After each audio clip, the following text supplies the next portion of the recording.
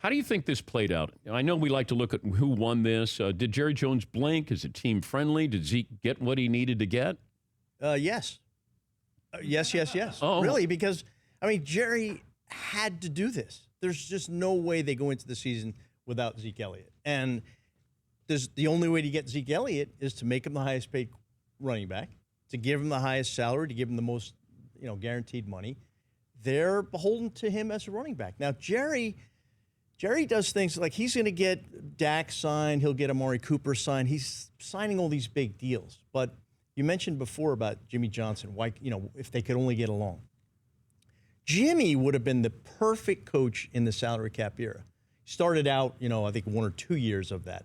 But he'd been perfect. Why? Because he could draft players. If a guy held him up, said, yeah, see you later. We're not paying you. Because the way the system works is that we've got to be cheap and reasonable and pay only a few players. Now, he probably, he paid Emmitt Smith. He paid the triplets, Smith, Irvin, and Aikman. But Jimmy would have been perfect for this. And Jerry is just, he's going to pay big for big players, but I think he's going to run out of salary cap room at some point.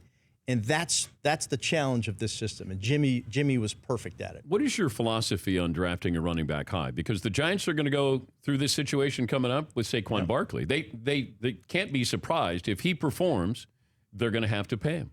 I think elite running backs you can draft high. And these are clearly elite running backs. Now, what happens in the second and third contracts? That, to me, is what, the problem that you run into. Quarterbacks, if you win on the first contract of a quarterback, you're really far ahead. Flacco did it. Russell Wilson did it. Any quarterback who wins on his first contract, you're going to be ahead of the game. With running backs, the shelf life is so limited. And then when they get older, you're paying that much more for a descending player. It doesn't work. So if a running back gets to his third contract, he's a Hall of Famer. Oh, he's not. Yeah, it's very He's rare. a Hall of Famer. Yeah. Because it just doesn't happen anymore. For more Dan Patrick Show, tune into Audience Channel 239 on DirecTV. Stream for free on BR Live or download the Dan Patrick Show app.